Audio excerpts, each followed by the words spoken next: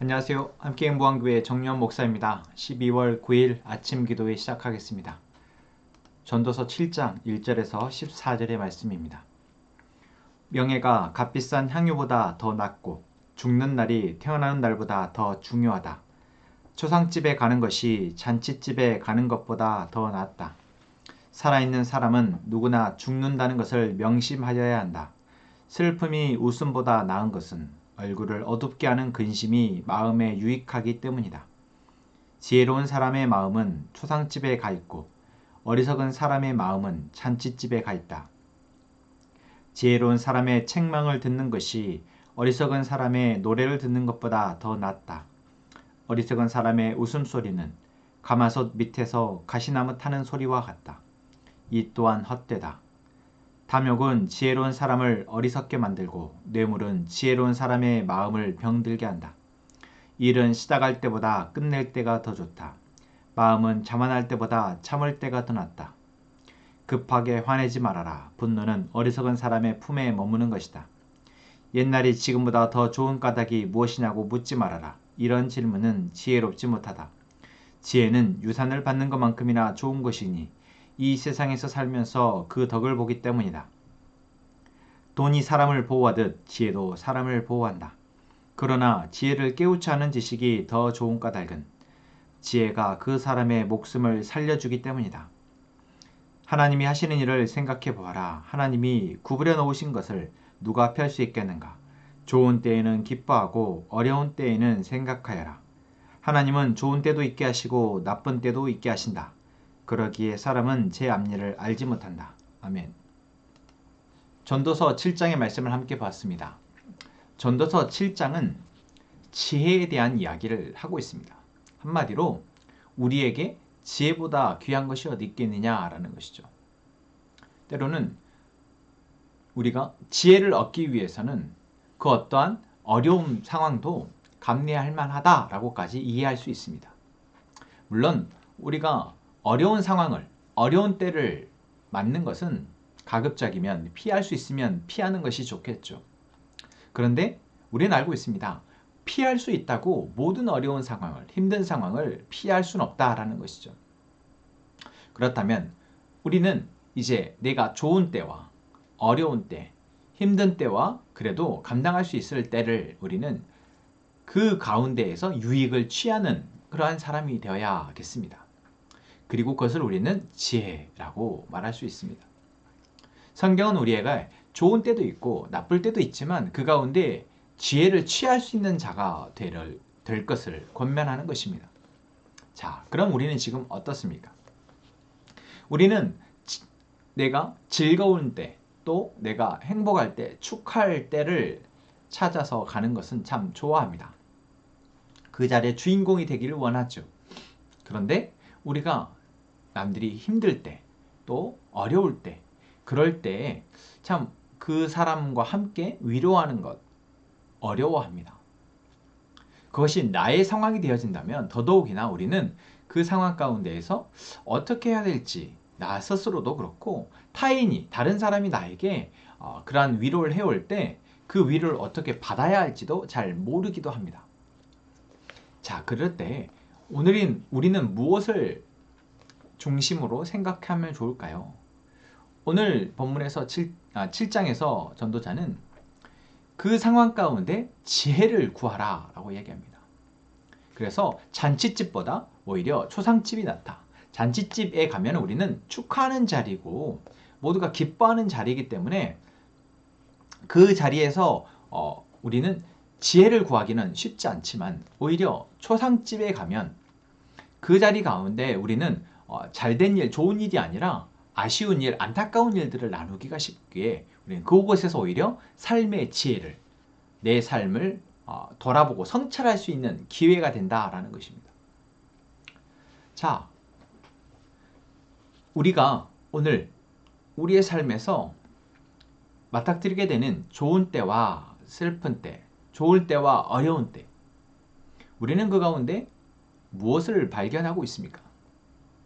어제 하루 가운데 여러분의 하루에서 여러분들은 하루의 굴곡을 한번 생각해 본다면 여러분들이 그래도 잘 풀려질 때, 좀 좋은 때와 그렇지 못할 때 여러분은 무엇을 얻으셨습니까?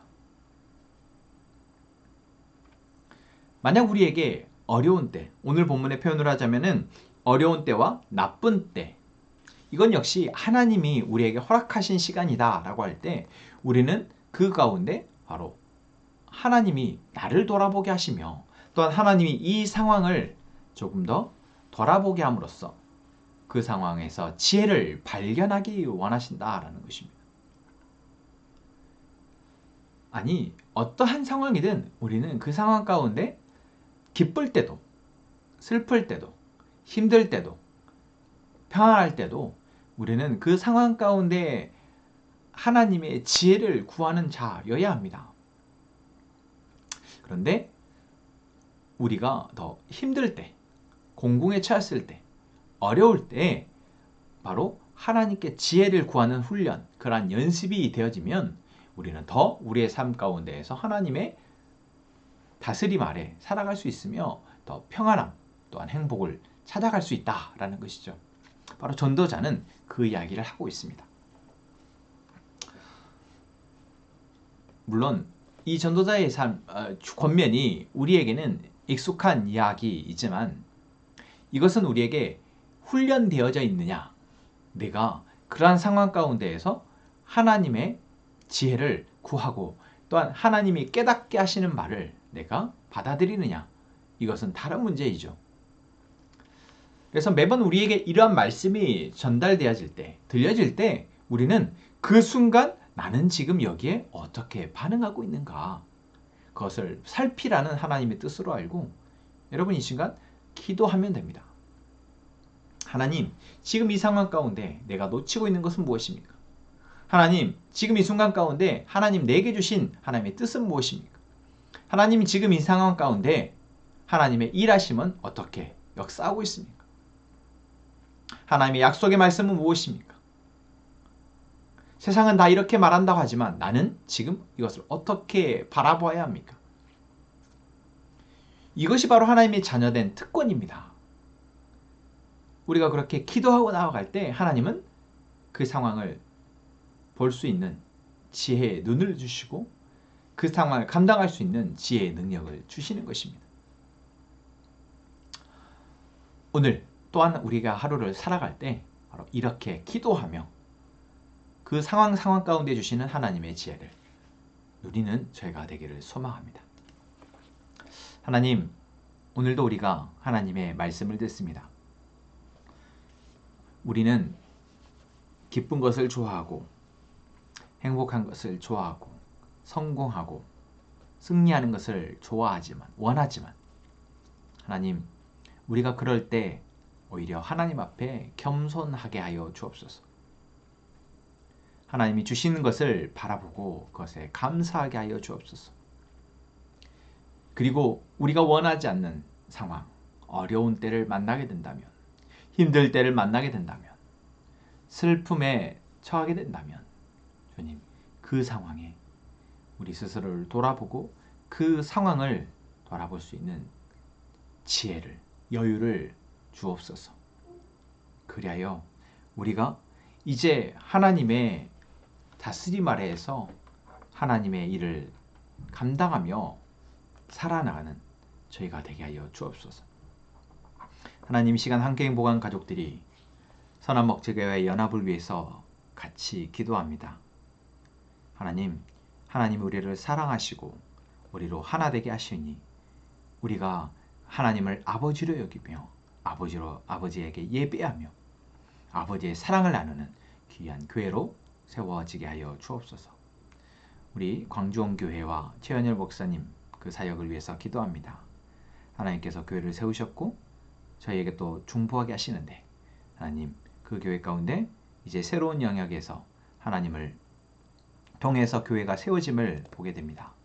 주님, 그 어려운 과정 하나님께서 지켜주시고 인도하시며 또한 하나님 기뻐하시는 교회로 세워 주옵소서. 그 사역을 감당하는데 최현열 목사님과 그 가족을 사용하시고 그 가운데 평안함을 허락하여 주옵소서. 이 시간 우리가 기도합니다.